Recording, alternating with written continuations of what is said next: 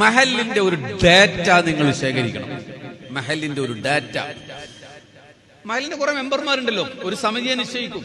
അവിടുത്തെ SKSSനെയോ SYSനെയോ ഒക്കെ ചുമതല ഏൽപ്പിക്കും. മനോഹരമായൊരു ഡാറ്റ ഉണ്ടാകും. മൊത്തം മഹലിന്റെ സ്ഥിതി വിവരണ കണക്കുകൾ നിങ്ങളുടെ ഓഫീസിന്റെ മേശപ്പുറത്തുണ്ടാകണം. ഒന്നുകിൽ കമ്പ്യൂട്ടറൈസ്ഡ് ചെയ്യണം, അത് കഴിയുമെങ്കിൽ സാമ്പത്തികമായി കഴിയുമെങ്കിൽ നിങ്ങളുടെ കമ്പ്യൂട്ടറിൽ കയറ്റണം.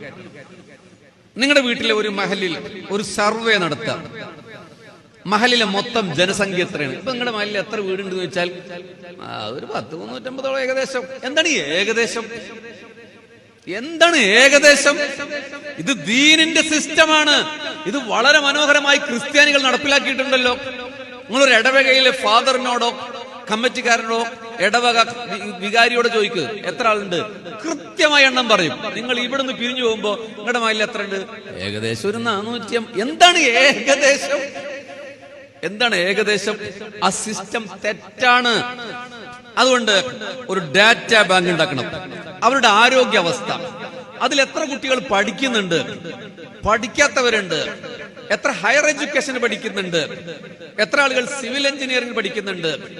3 പോയിന്റ് നമ്പർ 3, ആർക്കാണ് ജീവകാരുണ്യ പ്രവർത്തനങ്ങൾക്ക് സാധ്യതയുള്ളത് എന്ന് വെച്ചാൽ കിടക്കുന്നുണ്ട് കുറെ ആൾ, കിടപ്പ് രോഗികൾ ഉണ്ടാവും. ആരും സഹായിക്കാനില്ലാത്ത രോഗികളായി മരുന്ന് വാങ്ങാൻ കാശില്ലാത്തവരുണ്ടാവും. നിങ്ങൾ ചെയ്യുന്ന പണി എന്താണ്? മഹലിന്റെ ലെറ്റർ പാഡില് ഈ വരുന്നയാള് അനാഥ കുടുംബമാണ്, ഭർത്താവ് മരിച്ചവരാണ്, 3 പെൺകുട്ടികളുണ്ട്, രോഗിയാണ്, സഹായിക്കണം. എന്നിട്ട് അടിയിൽ മഹല്ല് സെക്രട്ടറിയുടെ സീലും ഒപ്പും വെച്ചു കൊടുക്കുന്ന നാണം കെട്ട പരിപാടിയാണ് മഹല്ല് ജമാഅത്തിന്റെ ഉത്തരവാദിത്തം എന്ന് കരുതിയോ നിങ്ങൾ? അതാണ് മഹല്ല് ജമാഅത്തിന്റെ ഉത്തരവാദിത്തം. വെള്ളിയാഴ്ച വേർത്തൊലിച്ചൊരു പെണ്ണ് ഈ ലെറ്റർ പാടുമായി ഖത്തീബ് പറയാണ്, ഇതാ ഇന്ന മഹലിൽ നിന്ന് ഒരാൾ വന്നിട്ട് നിങ്ങൾ സഹായിക്കണം, 350 ഉലുവ. കുല്ലുക്കും റാഇൻ വകുല്ലുക്കും മസ്ഊലൻ അൻ റഅയതിഹി. നിങ്ങൾ എല്ലാവരും ഭരണാധികാരികളാണ്, നിങ്ങൾ ചോദ്യം ചെയ്യപ്പെടും. ഇൻഷാ അല്ലാഹ് ഉറപ്പിച്ചോളൂ, ഞാനും നിങ്ങളും ഖത്തീബും മഹല്ല് ജമാഅത്തും നാളെ അല്ലാഹുവിന്റെ വിചാരണയിൽ നീ ഏൽപ്പെടുത്ത ഉത്തരവാദിത്തം നിർവഹിക്കാത്തതിന്റെ പേര് ഒരടി മുന്നോട്ട് വെക്കാനാവാതെ വിറച്ചു പോകും. അതാണ് മഹല്ല് ജമാഅത്ത്. ആഖിറുഹാ അദാബും മിനന്നാർ. ഇതത്ര സുഖമുള്ള പരിപാടിയല്ല.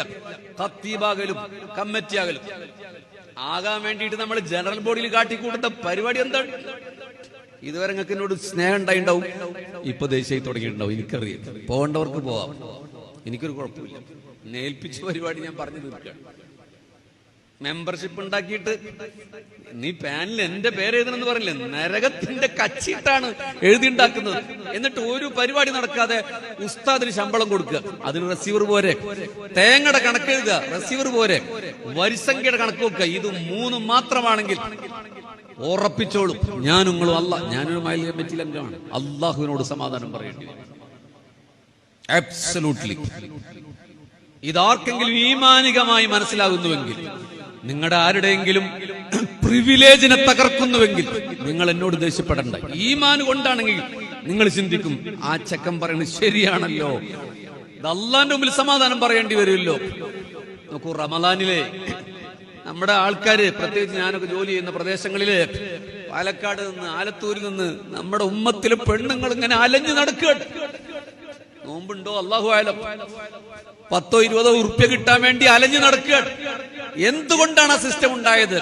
ഈ ഒരു ഡാറ്റ ബാങ്ക് നിങ്ങൾ തയ്യാറാക്കിയാല് നിങ്ങളുടെ നാട്ടിലെ കാറ്റഗറൈസ് ചെയ്യുക, ABCD, എക്കോണമിക്കൽ കാറ്റഗറി എന്ന് വേണമെങ്കിൽ പേര് വെക്കാം.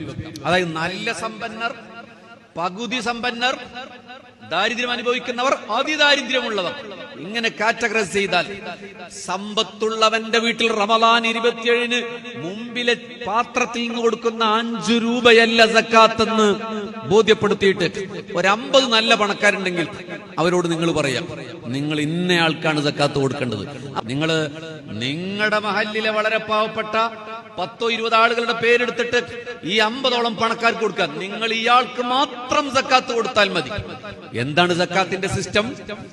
ഈ കൊല്ലം സക്കാത്ത് വാങ്ങിയവൻ അടുത്ത കൊല്ലം സക്കാത്ത് വാങ്ങുക അല്ലേ ഹബീബിങ്ങളെ? ഈ കൊല്ലം സക്കാത്ത് വാങ്ങിയാൻ അടുത്ത കൊല്ലം വാങ്ങരുത്. ഇക്കൊല്ലം സക്കാത്ത് വാങ്ങുന്നവൻ ഒരുത്തന്റെ പണം കൊണ്ട് ഒരു ഓട്ടോറിക്ഷ വാങ്ങട്ടെ, അയാളത് ഓട്ടട്ടെ. അടുത്ത കൊല്ലം അയാൾ സക്കാത്ത് വാങ്ങാത്ത സിസ്റ്റം വരണം. ഇത് സുന്നത്ത് ജമാഅത്തിന്റെ മഹല്ല് ജമാഅത്തിന്റെ ഭാരവാഹികൾ നടക്കൂല നിങ്ങൾ കരുതരുത്. നടന്ന മഹല്ലുകളുണ്ട്, ഉറപ്പായിട്ടും നടന്ന മഹല്ലുകളുണ്ട്. ഒരു ഉദാഹരണം പറഞ്ഞതാണ്.